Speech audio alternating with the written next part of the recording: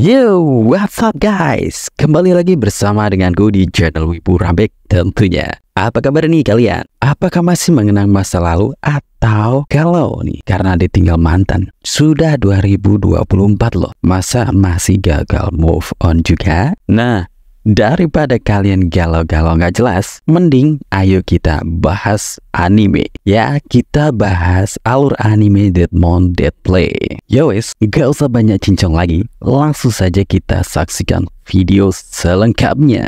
Kasumi no kokyu, Shichi no kata, Shibuki.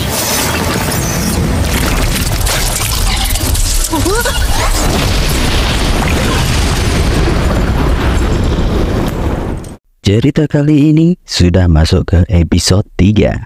Setelah MC menolong bocil-bocil yang terjebak dalam insiden kebakaran yang membuat semua pihak gempar, MC lalu sembunyi bersama Takumi dan Misaki dalam sebuah gedung yang sudah tak berpenghuni lagi. Mereka lalu membersihkan tempat itu, akan tetapi MC malah menyuruh para tengkoraknya yang bekerja. Otomatis Takumi dan Misaki yang melihat itu terbengong-bengong. Setelah bersih-bersih, MC lalu membaca buku untuk mempelajari dunia yang dia singgahi sekarang dan meminta bantuan Takumi juga Misaki untuk menjelaskan lebih detail lagi tentang dunia ini. MC juga menjelaskan tentang dirinya yang dari dunia lain secara singkat sebagai makhluk yang diburu oleh gereja karena merupakan entitas terjahat. Lalu dia juga memberitahu nama panggilannya di dunia tersebut, yaitu Dewa Mayat. Takumi yang mengetahui itu otomatis dia sedikit waspada terhadap MC.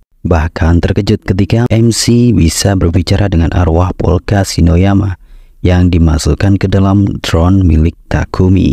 Saat asik-asiknya sedang mengobrol, tiba-tiba ada seseorang yang terlihat dari kamera CCTV yang berada di depan pintu gedung. Sepertinya sedang mencari Misaki.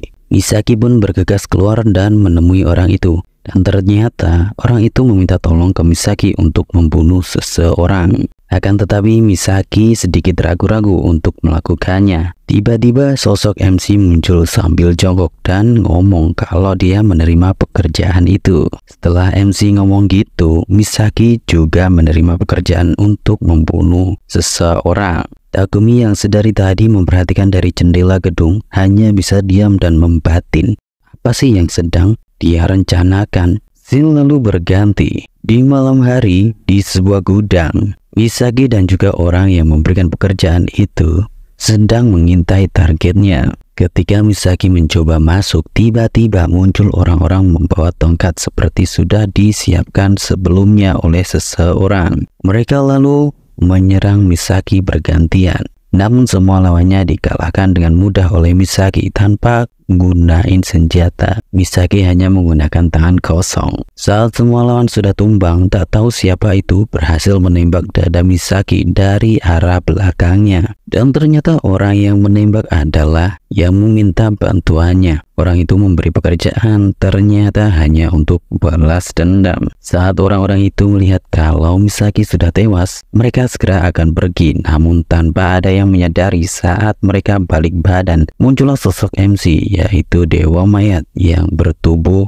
Polka. Bersama dengan itu Misaki juga bangun. Polka berkata kepada preman-preman itu kalau Misaki sebenarnya dia adalah zombie. Mau ditembak berapa kali pun dia akan bangkit lagi. Sontak saja preman-preman itu terkejut. Takumi dari jauh yang memperhatikan lewat drone-nya, ia menghubungi Polka dan bertanya, "Apa kau sudah tahu kalau ini jebakan?" MC hanya menjawab, "Tidak tahu, aku hanya menerima permintaan dari para arwah-arwah anak kecil yang telah dibunuh oleh mereka." Dengan sangat marah, MC langsung membuat para preman itu terhimpit sampai setengah mati dan terkubur dalam tanah. Setelah menyelesaikan permintaan itu, Polka dan Misaki kembali ke gedung tempat mereka tinggal. Misaki yang merasa senang ketika melihat bekas luka tembakan sudah hilang. Dia bergumam kalau dirinya menjadi monster.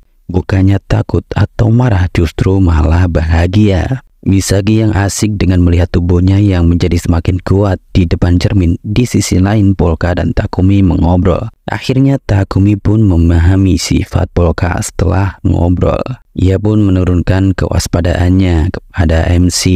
Takumi juga memberitahukan kepada Clarissa hal yang diobrolkannya dengan Polka. Scene lalu beda di tempat kejadian perkara, di mana preman-preman itu terkapar. Di sana ada beberapa orang yang salah satunya merupakan orang yang menargetkan Misaki, dan satunya lagi yang bernama Lemmings. Dia merupakan sosok yang tubuhnya dibungkus perban di seluruh tubuhnya. Lemmings kemudian membunuh bos preman-preman itu. Scene kemudian pindah lagi, di mana Polka dan Misaki terlihat mempelajari sosok vampir. Mereka tampak sudah begitu akrab. Mungkin hubungannya kini adalah tuan dan bawahan. Takumi di tempat favoritnya, yaitu di depan komputer sambil ngopi memperhatikan Misaki dan Polka dari balik layar dan bicara sendiri. Apakah ini nyata? Di tempat tinggal Clarissa, saat ini Clarissa sedang melakukan pijat-memijat dengan salah satu anak buahnya yang cewek. Lalu dia main-main bersama. Saat setelah selesai, Clarissa mendapatkan telepon dari seorang polisi. Polisi itu sedang menyelidiki insiden kematian Polka Inoyama. Tapi Clarissa mengabaikan dan menutup telepon. Lalu beranjaklah dia minum minuman keras. Di sebuah kedai minuman keras, ada dua orang yang berkunjung. Satunya terlihat minta maaf, yang lainnya terlihat sangat bosan. Sepertinya sedang menunggu seseorang yang tak kunjung datang. Orang berambut blonde itu melihat sekeliling dan bertanya ke barista, "Di mana Clarissa?" Orang berambut blonde itu terus mengajak ngobrol barista sampai barista itu terganggu dan hendak ingin kabur setelah ditanya atas insiden itu. Sepertinya orang berambut blonde itu sedang mengurus kasus Polka dan juga kebakaran. Jadi dia dengan sengaja mencari informasi dari barista tentang kejadian-kejadian itu. Sedangkan Takumi dan Misaki dan juga MC malah enak-enakan menyantap pizza sambil mengobrol tentang tubuh zombie Misaki. MC menjelaskan bahwa Misaki menjadi lebih kuat. Jika tubuhnya terluka, ia bisa sembuh dengan makan daging mentah, dan air liur Misaki bisa melumpuhkan manusia setelah saat dia menggigit. Misaki nggak merasa takut, tapi malah sangat senang. Lalu dia mencoba gigit MC, dan MC pun langsung terkapar. Di sebuah gedung terlihat pria yang penuh dengan perban di seluruh tubuhnya. Dia mencoba membongkar tanah yang di dalamnya ada beberapa manusia terperangkap akibat ulah MC. Dan itu merupakan para preman-preman yang dikalahkan oleh MC. Setelah itu dia pergi ke kegelapan dan sosoknya langsung menghilang. Kemudian muncul dua sosok polisi yang datang untuk memeriksa tempat itu. Mereka pun terkejut karena melihat banyak orang terkapar. Takumi, MC, dan juga Misaki yang sedang mengobrol di sebuah gedung yang ditinggali mereka. Obrolan tersebut juga menyinggung tentang orang-orang yang baru saja dikuburnya. MC bilang kalau orang-orang itu masih hidup, namun mentalnya sudah dihancurkan. Di tempat lain,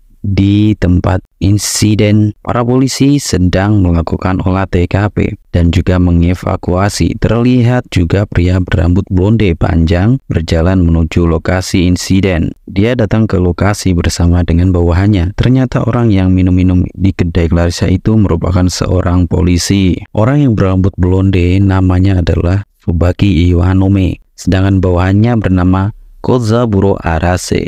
Oke, itu tadi adalah alur cerita Deadmon Replay episode ke-3. Semoga kalian bisa terhibur ya. Jika ada kesalahan dan juga kekurangan saat dalam pembahasan, mohon untuk dimaafkan. Jangan lupa terus dukung channel Wibu Rabbik dengan cara subscribe channelnya. Dan akhir kata, sampai jumpa. Good luck and have a nice day.